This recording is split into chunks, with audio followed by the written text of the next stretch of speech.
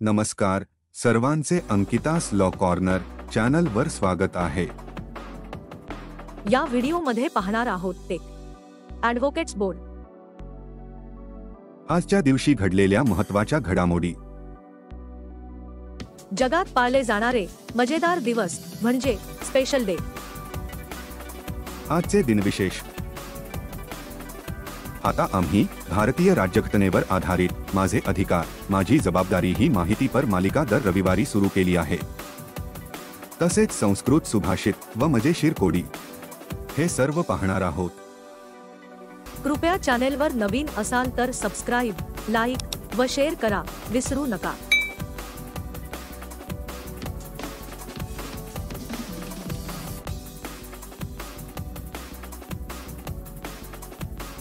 आपण कोर्ट कचेरीमध्ये जातो, सरकारी ऑफिसमध्ये जातो आणि वकिलाकडेही जातो, तेव्हा तिथे गेल्यावर नेहमीच आपल्या कानावरती काही कायदेशीर शब्द पडत असतात। तर त्या शब्दांचे नेमके अर्थ काय असते हे आपल्याला माहिती नसते। तुम्हाला अर्थ सांगणार आहे।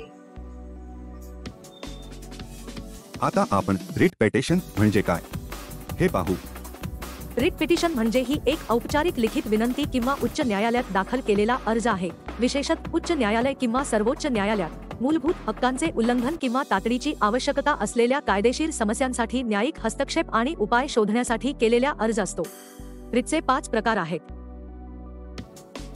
प्रकार 1, हेबियस कॉर्पस एखाद्या व्यक्तीच्या ताब्यात किंवा तुरुंगवासाच्या कायदेशीरतेला आव्हान देण्यासाठी हाबियस कॉर्पसचा रिट वापरला जातो। कोणत्याही व्यक्तींना योग्य प्रक्रियेशिवाय बेकायदेशीरपणे ताब्यात घेतले जात नाही आणि त्यांच्या बंदिवासाच्या कायदेशीरतेचे पुनरावलोकन केले जाते। आजच्या दिवशी घडलेल्या महत्त्वाच्या घडामोडी पाहू।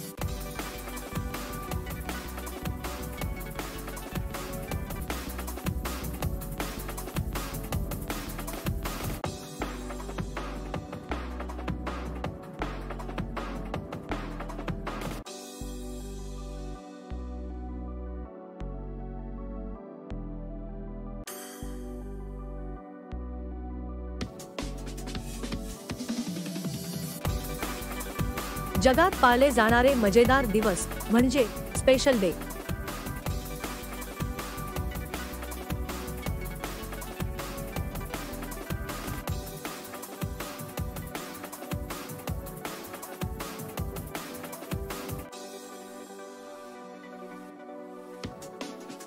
त्वचादान आणि नेत्रदान या दोन्ही गोष्टी मृत झाल्यावर करायच्या असतात, म्हणजे काही प्रॉब्लेम नाही।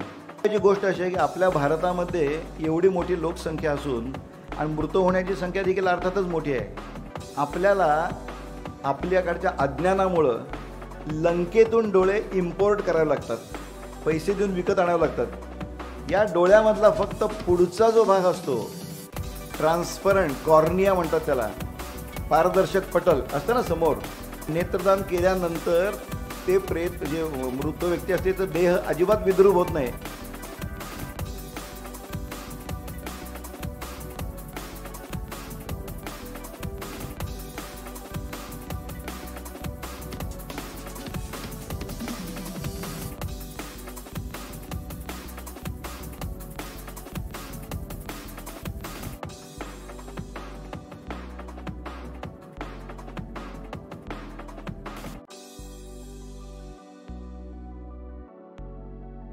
आज जयंती, जन्मदिवस व वाढदिवस कोणाचे आहेत ते पाहू।